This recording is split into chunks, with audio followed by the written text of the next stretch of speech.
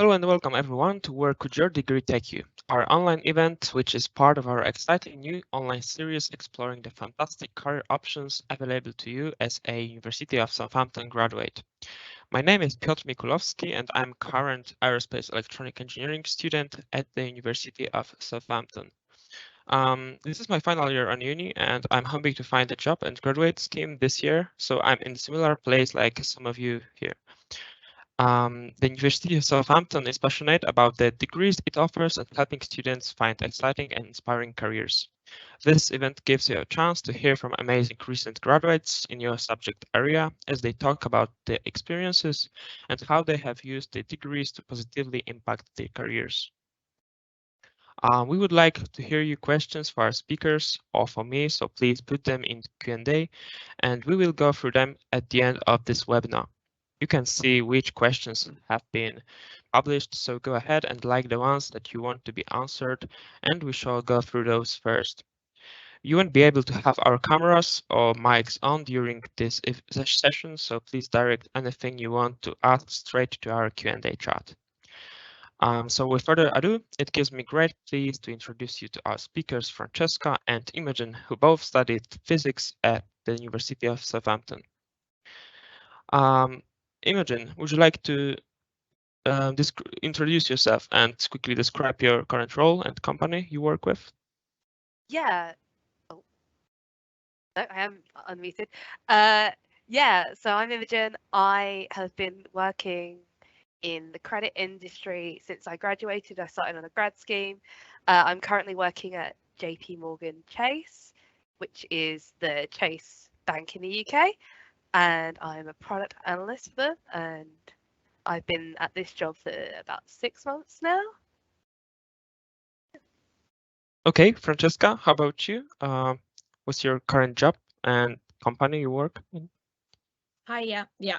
I'm Francesca, and I'm a technical product owner for a company called Odds Checker. We're basically an odds comparison website. So if you wanted to place a bet on who the next Prime Minister is going to be, for example, we will tell you which bookmaker is going to give you the best bang for your buck. And I currently own the back end of our services and also the front end application. So Francesca, what are your responsibilities in your job? So as a technical product owner, my main tasks are looking after the product roadmap, working on ideation, looking forward, what features do our customers want, but also looking at the technical side, the maintenance, how we can keep up to date with the most modern technology, and keep on top of the stack that way as well. It's a lot of stakeholder management, it's a lot of negotiation between developers and the business. It's a lot of fun. How about you, Imogen? What do you do in your job day-to-day basis? Yeah, so I work primarily on the UK bank side. So that is the Chase mobile banking app that you can get.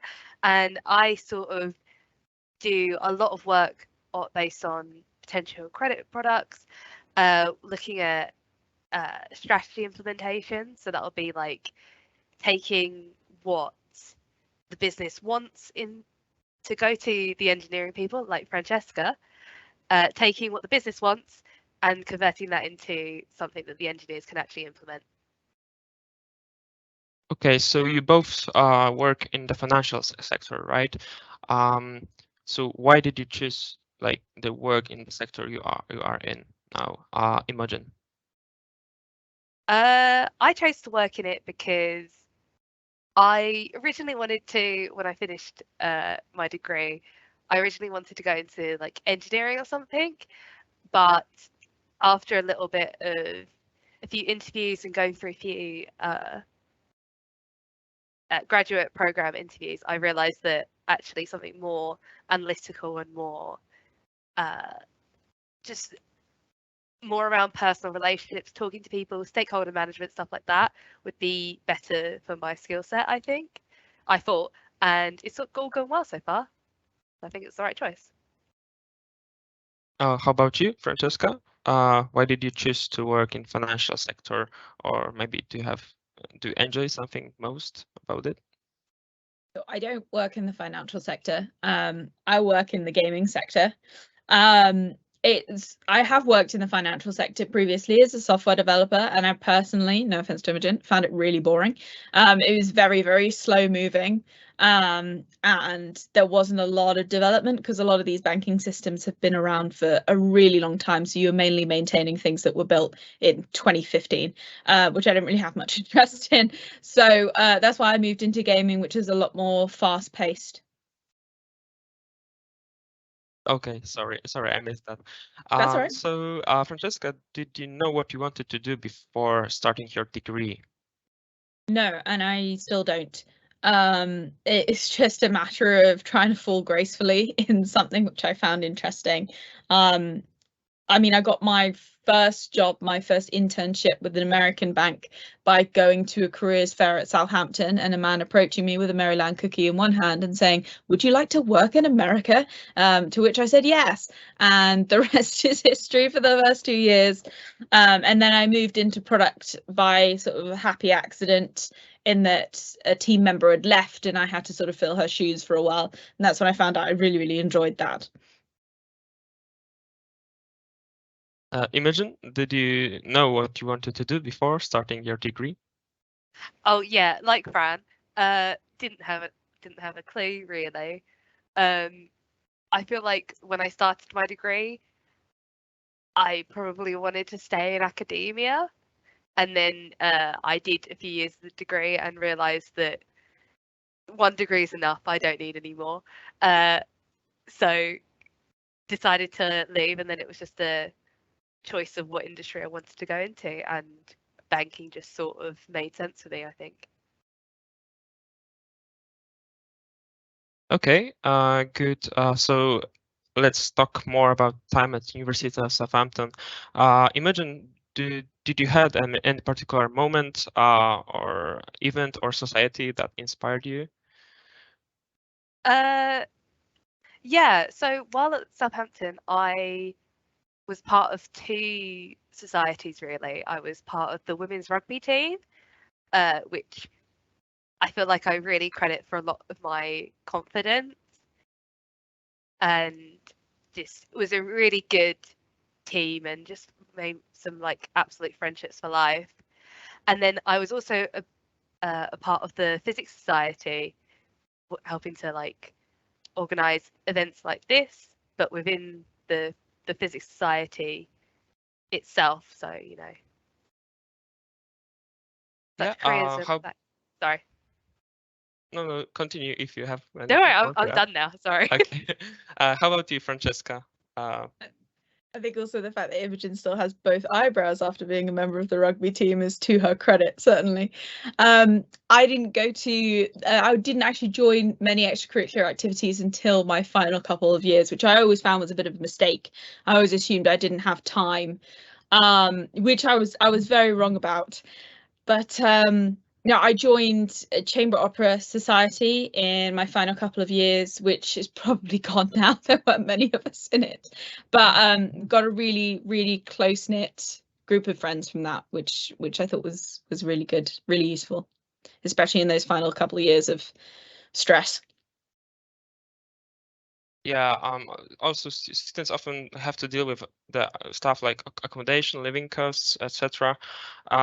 Do you have any tips for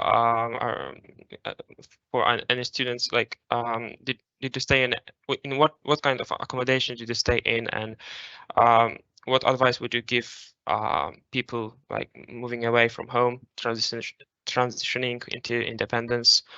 Imagine.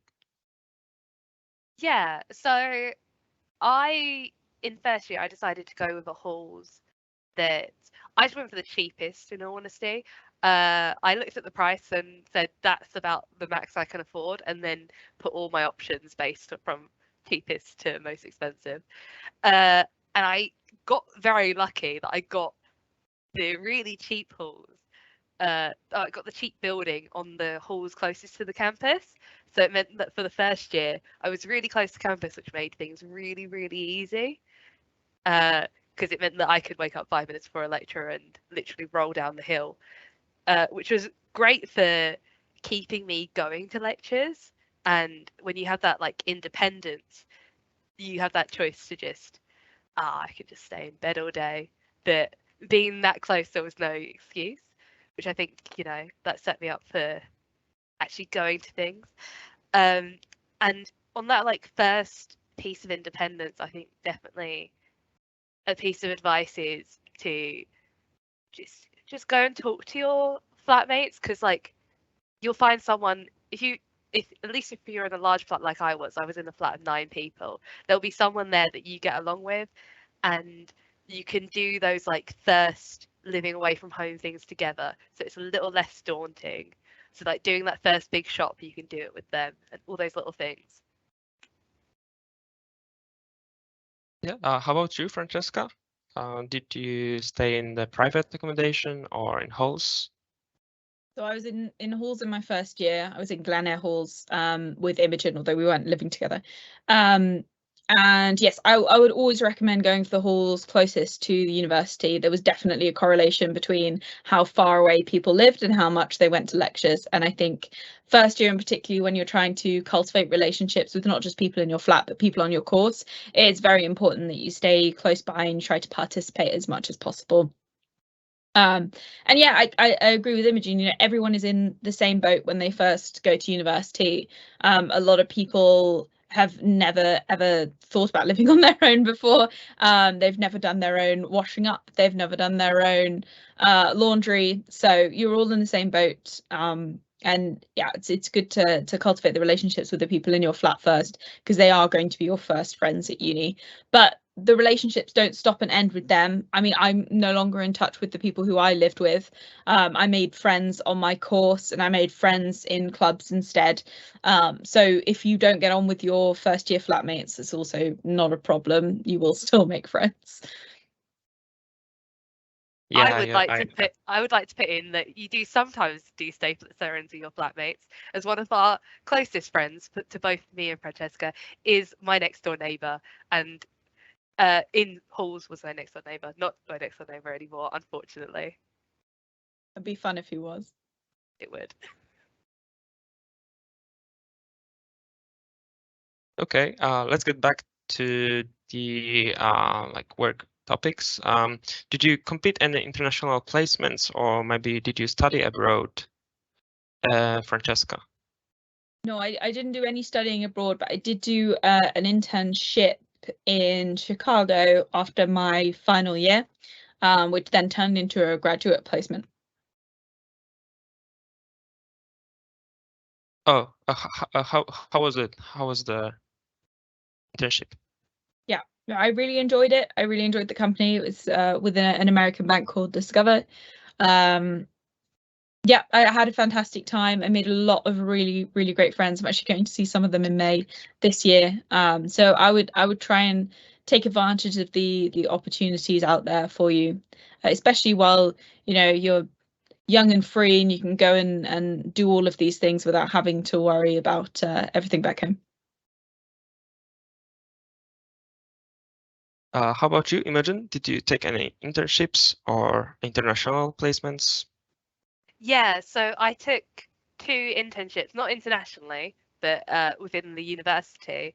I took 2 internships, one in the laser labs, I would call it, and then another one was in the space science team, which was my absolute favorite. Like that internship was the best. I think it really solidified that I wanted to go into something that was more like technical and programming based, which is why I think that this role, like in a banking analytical perspective, is so good for me. So did you find it through the university? Was it a university provided internship? Yeah, so yeah, both of them were university provided internships. The second one was advertised. It was sent like to the whole department. They send around like X amount of internships that are predetermined, like this will be the project that you'll be working on. And I decided to apply for one because it seemed really interesting around citizen science. So asking the public to help with scientific contributions. So I helped work on the initial launch of a citizen science project, and I felt like that was really good. Okay. Francesca, how did you find your time on Southampton, and maybe do you have any favorite place? Oh, sorry, I missed the end of that question. Could you say that again? Oh, sorry, I think I was unmuted. Yeah, so how did you find your time at the University of Southampton, and maybe do you have any favorite places to go around or learn? Sure. No, I really enjoyed my time at Southampton. I'm really glad I decided to go for Southampton. I was in between a couple of universities at the time. No, I was really glad I chose it. I wouldn't change it for the world. Places I like to go. It's a very good question. Everything's probably changed since the last time I was there, to be perfectly honest. I used to find if you can get into the ECS labs, that's one of the best places to study, particularly if it's quiet. And spend a lot of time at the Edge. That's probably my other favorite place. Yeah, I like ECS labs, especially the quiet rooms where you can focus on your work. How about you, Imogen? Yeah, I was always a fan for studying. I was always a fan of using the library's group study rooms, I think they're called. They were just like a table with 12 like seats in it, and you could rent it out for up to X hours a day. But there was this one study room that the student union put out. Oh, Like, yes. yeah, The and one that was behind my the pub. favorite place. Yeah, behind the pub. I don't know if they still do it, but if they do, it was the best place because no one knew it was there. And we would just hole up in there with a box of biscuits over exams. And Yes, everyone needs to get the box of broken biscuits. It's an institution. Okay. So what advice would you give to someone interested in entering a similar career to you, Francesca? Passion for biscuits required. No, I'm joking. I think if you're really interested in going into product, obviously give me a bell. I'm very happy to talk about it. The main thing that people are looking for at the moment is people with technical experience. And that usually means some sort of background and experience in software development, which most graduates go into anyway. So that's what I would suggest is doing a couple of years of software development just so that you can understand the people who are working for you. And you, Imogen, what advice would you give to someone interested in entering a similar career to you? yeah, so like if you're interested in banking or analytics, like it's a career that has a lot of open opportunities, I would say. Like if you go into it, you might not necessarily end up there for your whole career, and that is completely fine. And I think it's a really good route to get into some things like another physics graduate that I know, she went into banking with me and she did fraud stuff, and now she's decided to move on and become a police detective. So like the physics degree opens those doors into a pathway that might end up somewhere really interesting, and just not to close yourself off just because you decided you wanted to enter one industry.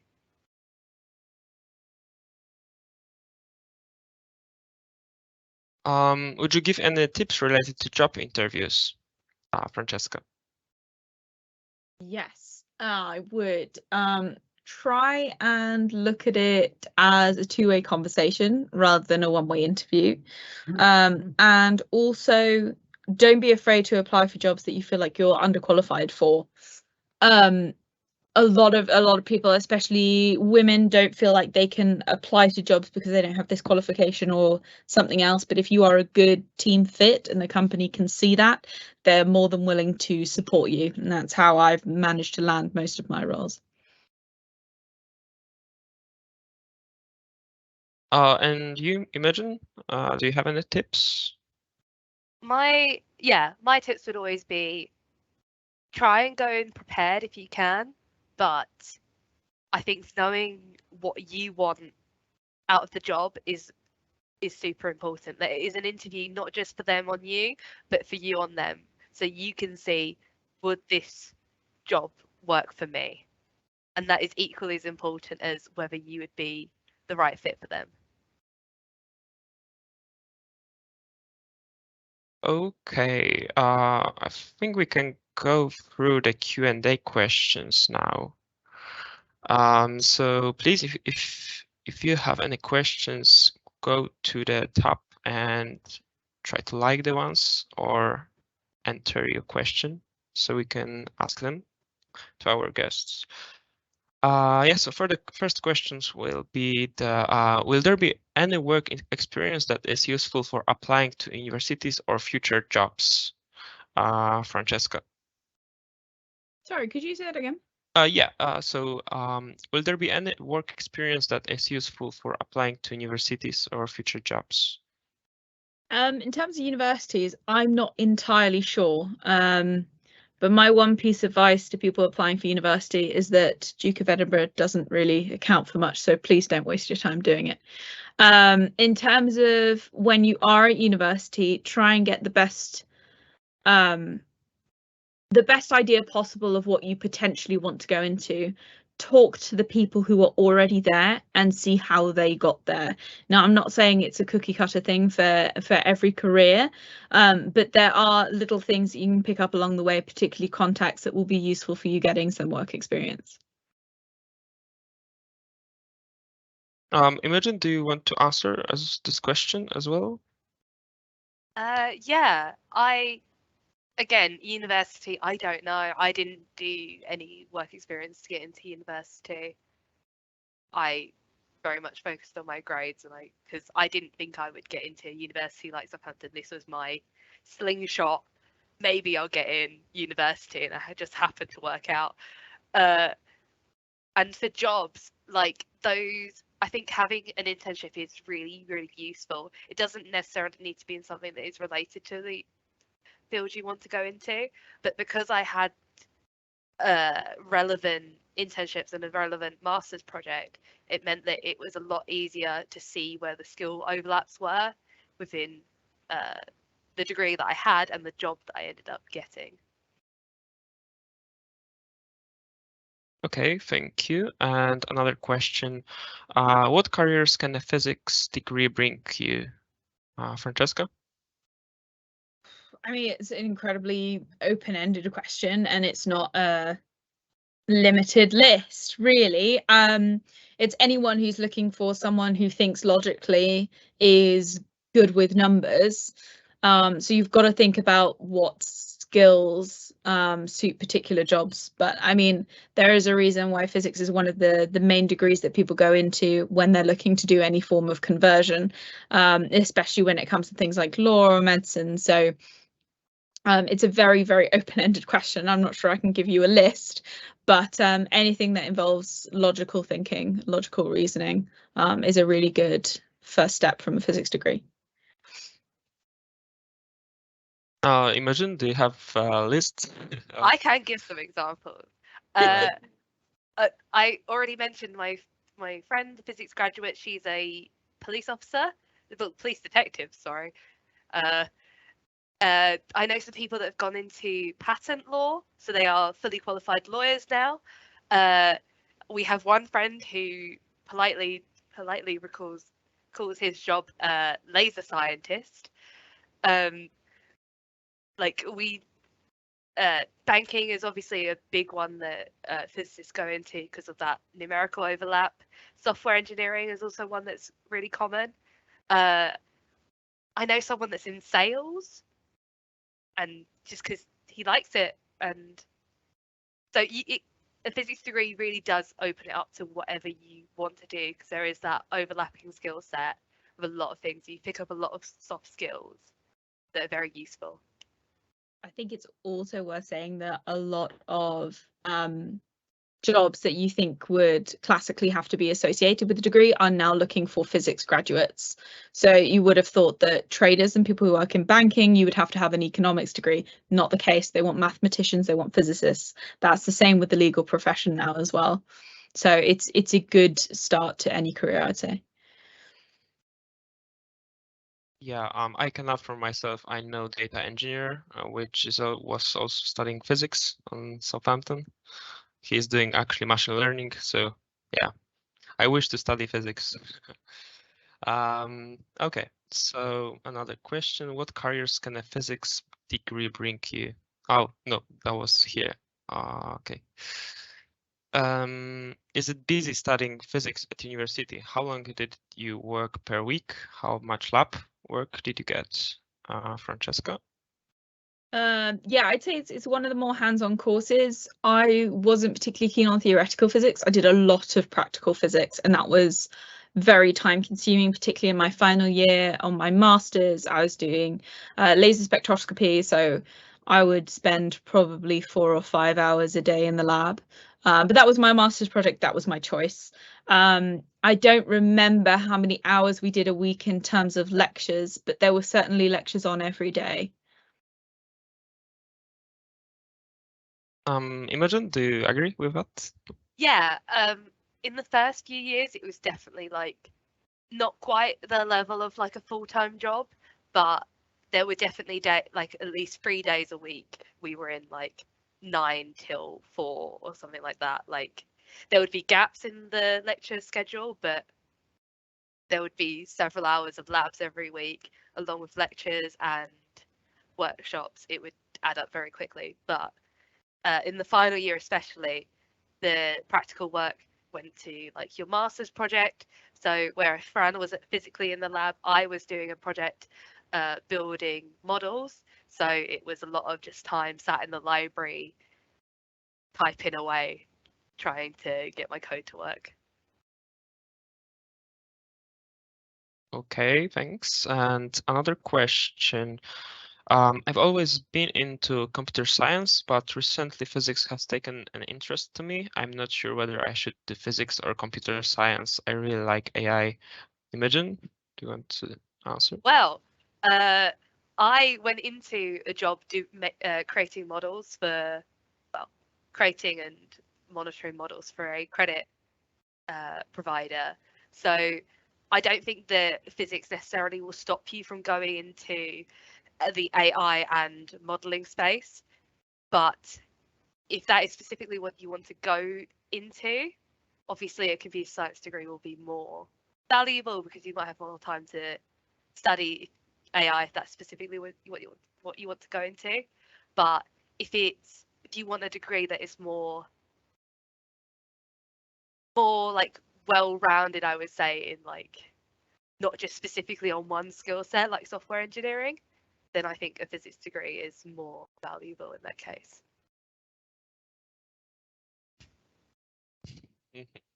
Okay, how might you link a physics lesson to real-world applications, Francesca, with a cat? Yes, Francesco with a cat. He really loves to get involved. Sorry, could you repeat the question? Yeah. How might you link a physics lesson to real-world applications? I think it completely depends on what the lesson is, but I remember a lot of our exam questions tend to be based on real world examples, which really does put what you learn into context of what's going on around you.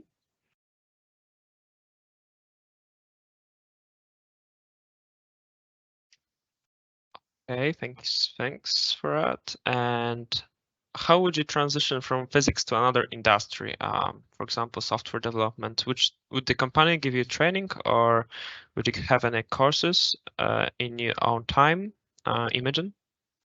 Yeah, so I started on a graduate scheme, which I think is definitely the best way to get into the workplace out of a degree. Obviously, if it's not directly a physics related job, they have to give you training if you have passed the interview. They won't just chuck you in the deep end.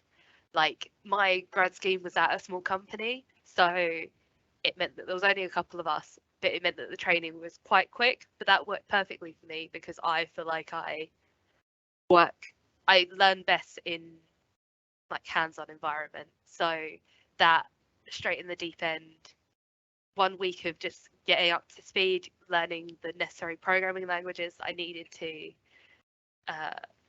like learn how to look at these models and start working on them, that it meant that I could go straight into it and get working on it.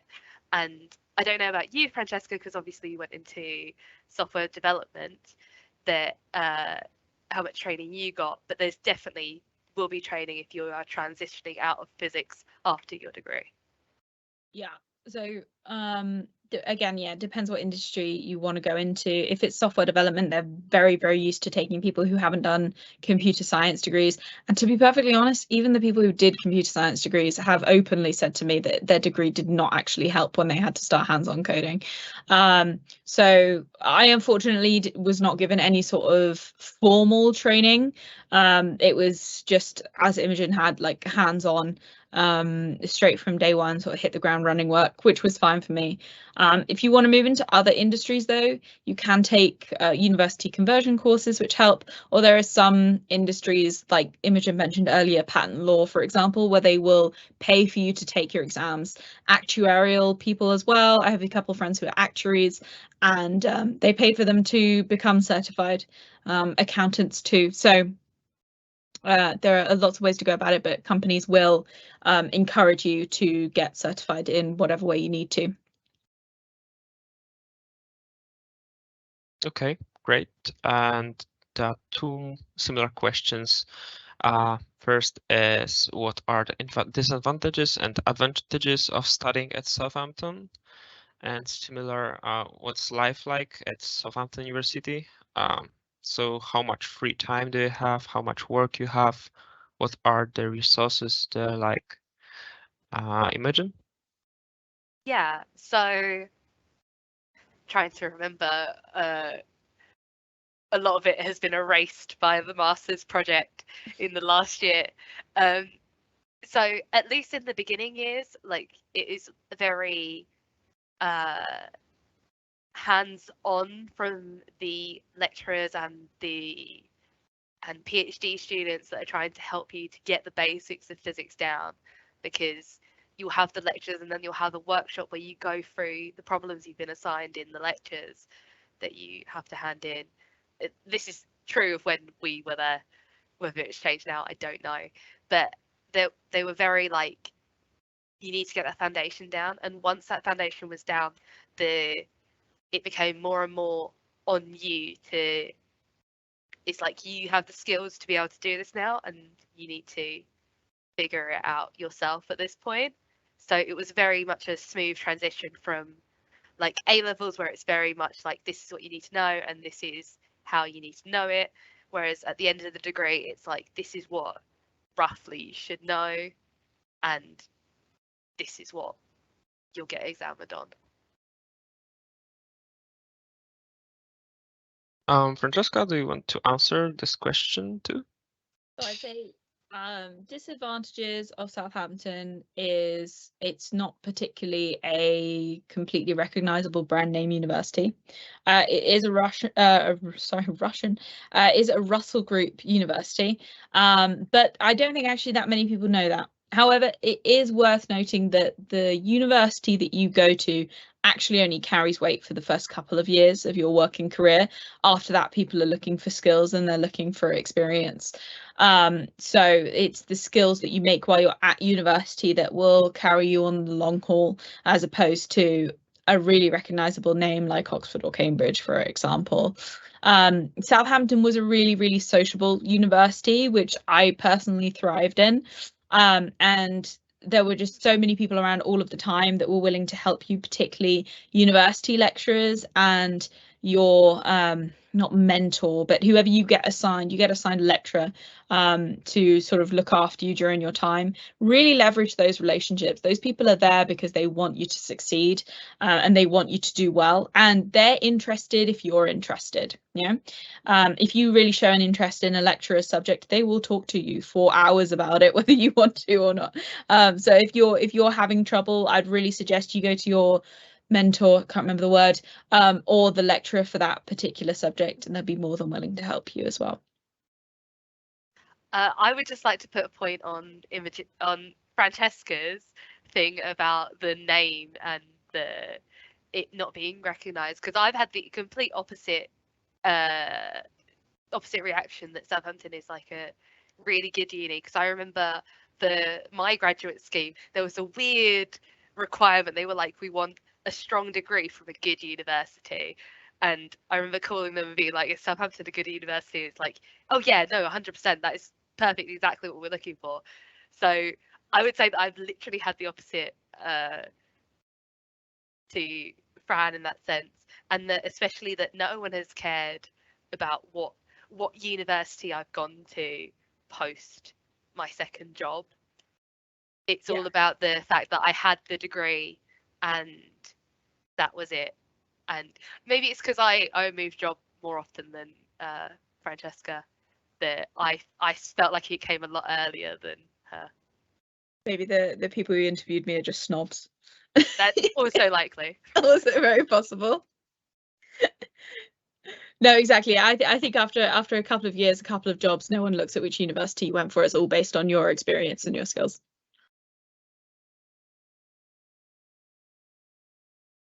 Okay, we have another question. How can a degree in physics combine with chemistry? Anyone wants to answer? We did have a couple of girls our year who actually transitioned into a chemistry degree. But I can't say for myself, I didn't take that path or take any chemistry modules. Yeah, there was opportunities to do chemistry modules if you wished, because you would have the optional modules every year where you could elect to take those instead. I personally never went for anything in the chemistry department. I did one in engineering and another one that was outside of physics. I think I did a maths one as well. Just because they sounded fun. One was like biomedical engineering. No, biomedical imaging, not engineering. And I found that really, really fun. And again, it was very programming based and very analytical based, which I felt like gave me some really good skills to go into different fields. Yeah, so it's definitely possible. I completely forgot about the biomedical module that we took. There was also opportunities to overlap with other subjects. I myself did a practical course in teaching module, and also quite a few anthropology modules and quite a few language modules as well. Okay, thanks for that. And another question, tips for writing a personal statement for a physics degree. Imogen? Oh God, I don't. It must have been like 8 years ago at this point, so I don't even know what I wrote. I think just try and get your enthusiasm for it across, and you know, try and show your personality. Like, it's better to be interesting than dry. That is my personal opinion on them. But like I said, I haven't written a personal statement in like 8 years. How about you, Francesca? Do you remember? What did you write in your personal statement? Likewise, it's been a very long time. I would say, however, try not to use ChatGPT if you can help it, because you will be spotted. But also, I say that scientists often tend to look for particular words, and like Imogen said, things that are going to make you stand out. So try and have a look at maybe key terms that you want to get across in terms of the way that you think or your interests, and make sure those really stand out. But we're probably not much help. It's been too long. Okay, I spotted interesting question. And can I do the dual degree with physics and another subject, Francesca? Yeah, you can. You can do physics with philosophy. You can do physics with music. You can do physics with maths.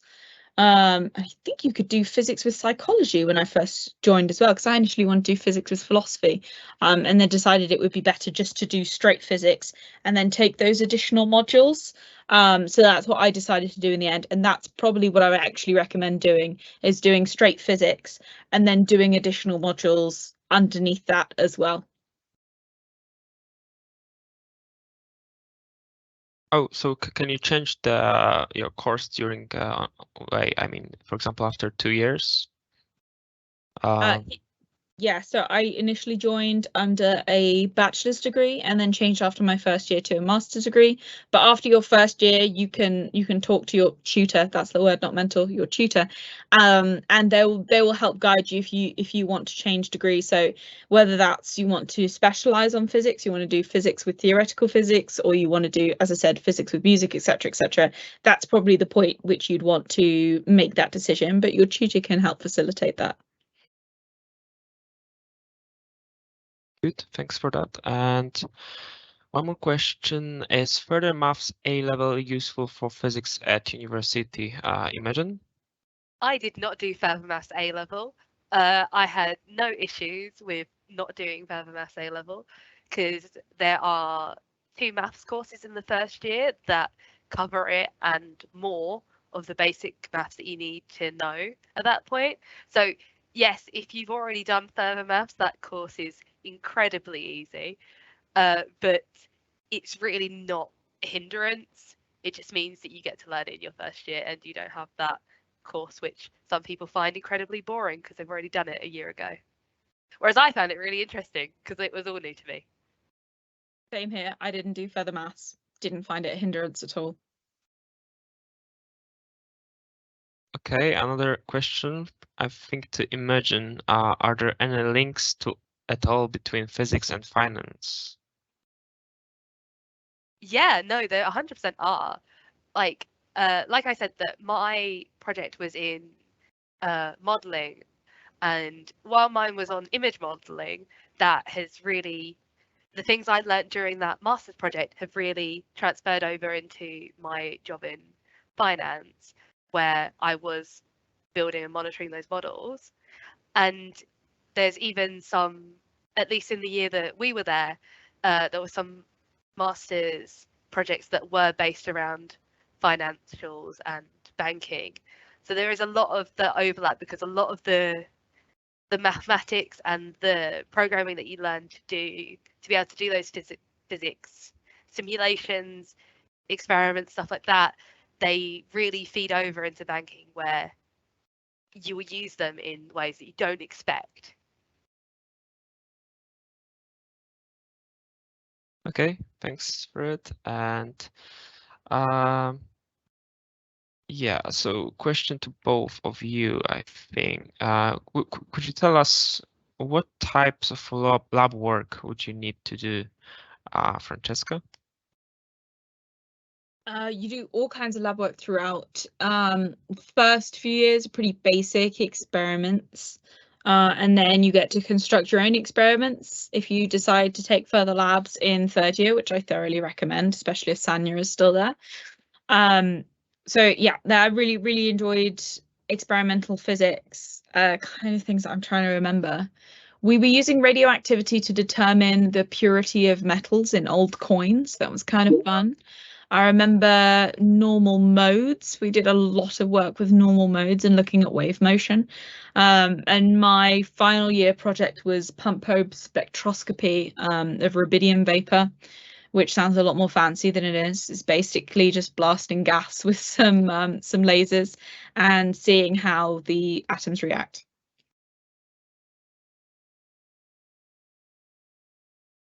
How about you, Imogen? So I remember basically none of practical labs because for me they were all in the first 2 years, because at the third year we got the option to choose whether you wanted to do practical labs or computer labs, and I took the computer labs in a heartbeat. But I remember those projects really specifically. So like there was one around modeling particle interactions in the atmosphere. there was one modeling radioactive decay, stuff like that. And I found those really interesting because they were more of the theoretical physics, but it was still like a practical aspect. And again, got me to do the programming skills that I feel like have really shaped my career.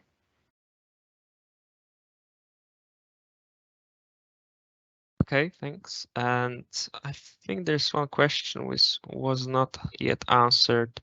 What PhDs can you do with degree like physics, Francesca? Oh gosh, I don't know if there are actually any limits into what sort of scientific PhD you can do. We were really encouraged actually towards our final year to apply for PhDs, and I know quite a few people. My old friendship group decided to stay at Southampton and do PhDs. We also have a couple of friends who went on and did PhDs at other universities. So one of our friends, Alex, went to Cambridge and did a PhD at CERN. It was very, very cool. So yeah, there are lots of things you can do. It usually starts from your master's project, and what you do there tends to shape what you end up doing a PhD in, but the two aren't mutually exclusive. So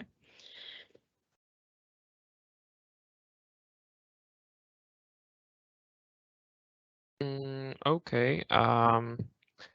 Another question. Do you know anyone that did physics with a language like German? Imogen? I don't know anyone that did it with a language. I'm trying to think now. I did some language modules, but it wasn't with a language officially. I think you can get away with a certain number of modules before your degree changes to physics with and then a language, but I managed to get away with 2 German modules, 1 French module, and I believe a Latin module as well. Okay. Yeah, I just spotted that our moderator answered this question also in comment now. Okay. So how do you get experience that will benefit your future career, Imogen? Yeah, so a lot, like I've said, a lot of mine came from the degree internally. Like I just happened to pick up a lot of projects that just happened to be around modeling, which then led into my master's project, which was modeling, which led into my first job, which was modeling. And so, which has really shaped my degree because my career, because I feel like if I didn't have that pathway, I wouldn't have gone into this career. But also that I picked up these internships where the first one was I have never used any of it in a career or since the internship, the one I had in the laser lab, but it was still like good for just being in that working environment and, like learning those soft skills around just, day-to-day employment. And then the second one where it was more computer based, again, that got me some pretty good programming skills. And it's just go for the opportunities that are presented to you and just see where it goes, really. Okay, we have another question. Would engineering work experience be a good fit for physics degree? If yes, how would I put it into my personal statement to gear it toward physics, Francesca? Yeah, so I did an internship at Rolls-Royce as a manufacturing engineer. Engineering is definitely applicable to a physics degree. I think you just have to phrase it as a way of thinking rather than the actual practicalities of it. So what did you learn from that experience, and what sort of projects did you work on that may be applicable to what you're hoping to do during your physics degree, or maybe for a master's or final year, third year project? Okay, so getting back to A levels, what A levels do you recommend for someone who wants to do degree in physics, Imogen? So I feel like I had the classic like physics, maths, but I also did biology as my third A level. So I think as long as you've got physics and maths, it doesn't so matter what the third one is, as long as you have a good grade in it. I'm not sure what the current entry requirements are, but at least in the past, that's what it was.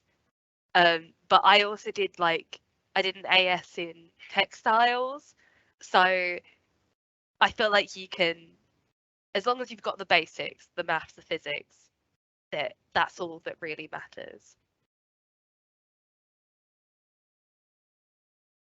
Okay, and this will be probably the last question today. So what's the best campus at Southampton, Francesca? Oh, main campus. Is there any other campus? There's 5, Fran. The only one I remember is the one I lived at. Well, okay. During my time at Southampton, I tried desperately to go and see every campus at least once. My personal favourites, just for vibes, was the National Oceanography Centre. I'd love to go study there, but it was an hour away by bus. So but the vibes there were immaculate.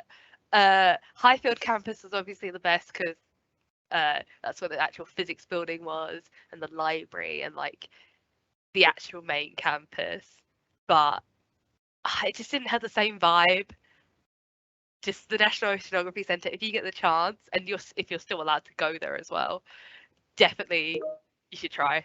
What were the other campuses? There were those three, and there was, what was the one that was down the road? Was that Avenue Campus? Avenue Campus. There was the one, the hospital, and there's the one in Winchester. Winchester Campus, yes. Hospital was by far the worst, obviously.